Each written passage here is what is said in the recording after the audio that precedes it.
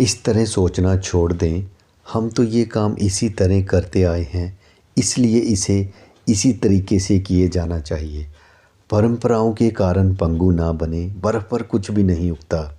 यदि हम अपने मन मस्तिष्क को बर्फ़ की तरह जम जाने देंगे तो उसमें नए विचारों के अंकुर कभी नहीं फूटेंगे। व्यक्ति जहाँ पहुँचना चाहता है उसी के अनुरूप हो जाता है। आप जो कुछ भी करें उसमें सुधार की गुंजाइश के बारे में, उसे और बेहतर करने के बारे में ज़रूर सोचें।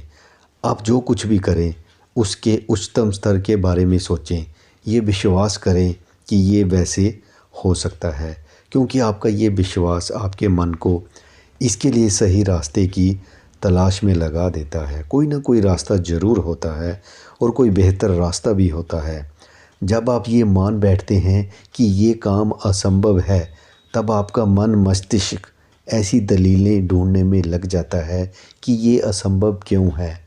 लेकिन जब आप ये विश्वास कर लेते हैं कि ये काम किया जा सकता है, तब आपका मन मस्तिष्क उसे पूरा करने के रास्ते तलाशने में आपकी सहायता करने लगता है और वह रास्ता तलाश भी लेता है, बशर्ते आप उसे ऐसा करने दें। अधिकतर लोग अपनी इच्छाओं का गला इसलिए घोंट देते हैं क्योंकि उनकी नज़र इसी बात पर टिकी रहती है कि वह उस काम को क्यों नहीं कर सकते, जबकि हमारी नज़र जिस पर टिकी रहनी चाहिए वह है कि हम उसे क्यों व कैसे करें।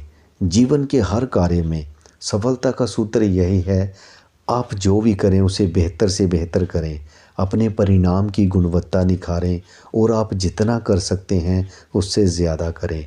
अपने काम की मात्रा को बढ़ाएं। परिणाम को निखारना और मात्रा को बढ़ाना यही प्रगति है। अपने आप को लगातार ये याद दिलाते रहें कि आप खुद को जैसा समझ रहे हैं आप उससे कहीं बेहतर हैं। इसलिए जो भी काम आप जिस तरह करते आ रहे हैं उसे उससे बेहतर कर सकते हैं। साथ ही खुद को लगातार ये भी याद दिलाते रहें कि आप उतना नहीं कर रहे हैं जितना कि आप कर सकते हैं, ताकि जितना भी आप करते आ रहे हैं उससे कहीं ज़्यादा कर सकें। जो आप करते आए हैं उसे बेहतर बनाना आपकी योग्यता बन जाती है। जितना आप करते आए हैं उससे अधिक करना आपकी क्षमता बन जाती है।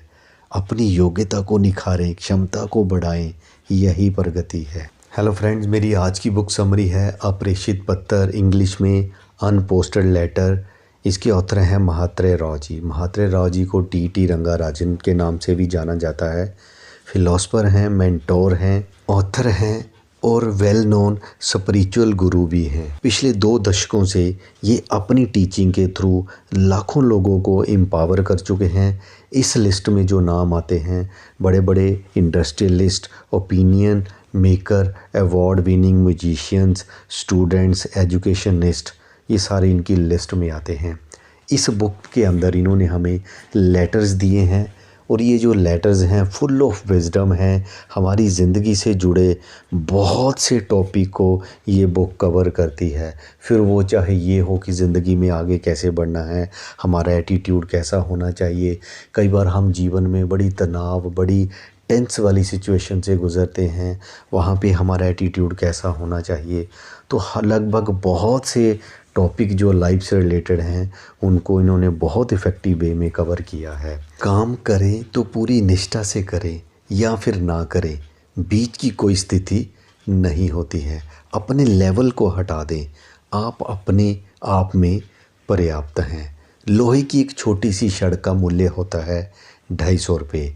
इससे घोड़े की नाल बना दी जाए तो इसका मूल्य हो जाता है 1000 रुपये। इससे सुइयाँ बना दी जाएं तो इसका मूल्य हो जाता है 10,000 रुपये। इससे घड़ियों के बैलेंस स्प्रिंग बना दिए जाएं तो इसका मूल्य हो जाता है 1,00,000 रुपये। आपका अपना मूल्य इससे निर्धारित नहीं होता है कि आप क्या हैं, बल्कि इससे निर्धारित होता है कि आप में खुद को क्या बनाने की क्षमता है। मुझे 2 चीज़ें स्पष्ट दिखाई देती हैं। हर व्यक्ति के पास अपनी हर बात के लिए कोई ना कोई दलील होती है और इससे भी बड़ी बात यह है कि वह अपने निष्कर्ष पर अटल रहना चाहता है।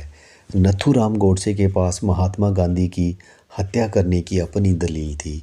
ओसामा बिन लादेन के पास अपनी दलील है कि उसने वर्ल्ड ट्रेड सेंटर पर आतंकवादी हमला क्यों कराया। फिल्मी अभिनेताओं के पास अपनी दलील है कि उनके विचार से स्क्रीन पर सिगरेट पीना गलत क्यों नहीं है। मेरी पत्नी के पास अपनी दलील है कि वह सांभर में नमक डालना क्यों भूल गई। मेरे पास अपनी दलील है कि मेरा पारा चढ़ जाना सही क्यों है। हर किसी के पास अपनी बात के लिए दलील होती है और वह खुद को ही सही मानता है। सच कहूँ तो ये समझ आ जाने पर कि अपनी हर बात के लिए अपनी दलीलें देते देते और अपने निष्कर्ष पर अड़े रहते रहते ही मैंने अपना सारा जीवन बिता दिया। मन ही मन बड़ी ग्लानि अनुभव होती है। मैंने तय कर लिया है कि जीवन के महत्वहीन मुद्दों पर दूसरे व्यक्ति को मैं उसके निष्कर्ष पर रहने दूंगा। इस प्रकार मैं अपनी मेहनत, समय और ऊर्जा काफ़ी हद तक बचा लूँगा और मैं दबाव में आने से भी बचा रहूँगा। लेकिन ऐसा केवल महत्वहीन मुद्दों पर ही करना चाहिए। और बढ़िया बात यह है कि हमारे सारे मुद्दे में से 90% से भी अधिक मुद्दे महत्वहीन ही होते हैं। क्या इस बारे में आपकी राय कुछ और है? कोई बात नहीं, आप अपनी राय पर बने रह सकते हैं। मुझे इसमें कोई आपत्ति नहीं है। आप अपने निष्कर्ष पर अटल रह सकते हैं। कहने का मतलब है हर किसी के पास अपनी बात के लिए दलील होती है और वह खुद को ही सही मानता है।